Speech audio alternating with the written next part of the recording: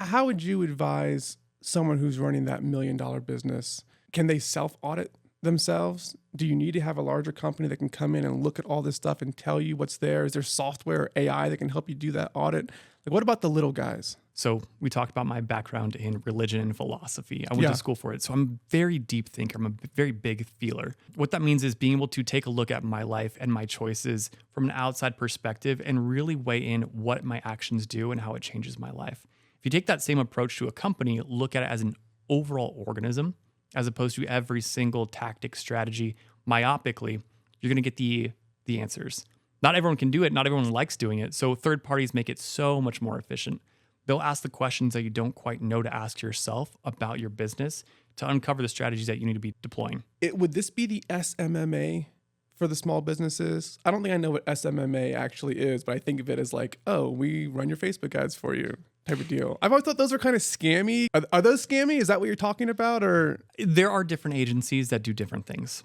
I think when it gets into you're only doing one specific thing, there's a whole slew of different agencies. You get the scammy agencies for SEO that's like buy backlinks. That's a scam. You'll get the scammy paid media agencies that say, oh, deploy PMAX, use automated bidding on Facebook. That's scammy as well. They're a burn and turn type agency where they're trying to get as many clients as possible. And after 3 months, the company's not going to see results. So they're just going to churn. Yeah. That's their business model. So it's like automation is kind of bad for you in a lot of ways in marketing. Automation is only good if you have the data to back up the decisions of what you're automating. If you're relinquishing all control, that's when you start to lose out. Can we make a GPT of you and then automate inside of small businesses? Like, is that We can a license it out. possibility? Yeah, he'll license it out. TM. We'll find a way to make that happen. So, look, I look at you, and I told this to you many times in the past.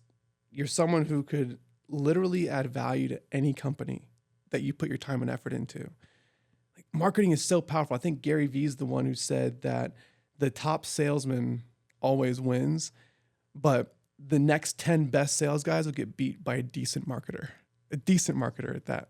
So that makes you a very powerful person. I just want to start by digging into like the avatar of the companies that you generally work with, just so we can define like the ball game here. Because I come from a world where it's lower middle market, so $50 million a year and less in revenue. Most companies that are in that frame of mind don't really have a full-time marketing person that's there with them. So what's the avatar of the businesses that say you would work with at the Digital Ring? Can you give us an idea in terms of like headcount, revenues, like what that would look like? Yeah, when we started about 8 years ago in the Madison, Wisconsin area, we were working with the small local mom and pop shops. Someone may be an insurance broker. There may be a small construction company.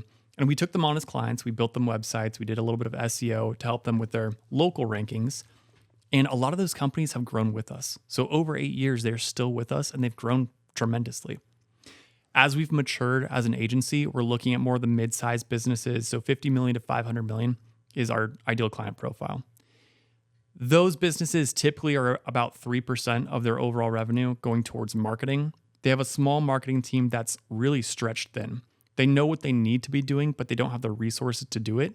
That's when they look at an agency like us and say, oh, the Digital Ring, they know email marketing, they know automation, they know paid media.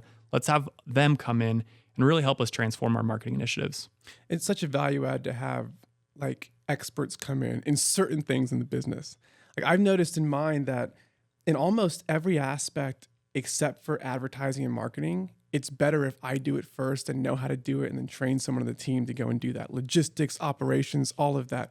But with marketing, it's like such a dynamic atmosphere that unless you're doing it all day, every day, as fast as things are changing, whether it's Amazon, Google, Facebook, or the plethora that you do, it changes too fast for anyone who has a day job to focus on the actual marketing. Like you need experts like that, right? And generally it's not inside the company. Well, you're a unicorn when it comes to business owners. Not many business owners want to get their hands dirty and start pulling levers, doing things that a normal layperson would do. And that builds so much foundational knowledge.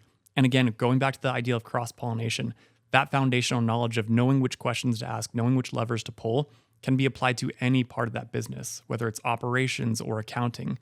So it's thinking like a business owner, which I think is super important. And at the Digital Ring, almost all of our employees are either entrepreneurs, they've been in agencies before, they've done, or they have side hustles. And that allows them to think as a business owner and make really great campaigns for our clients.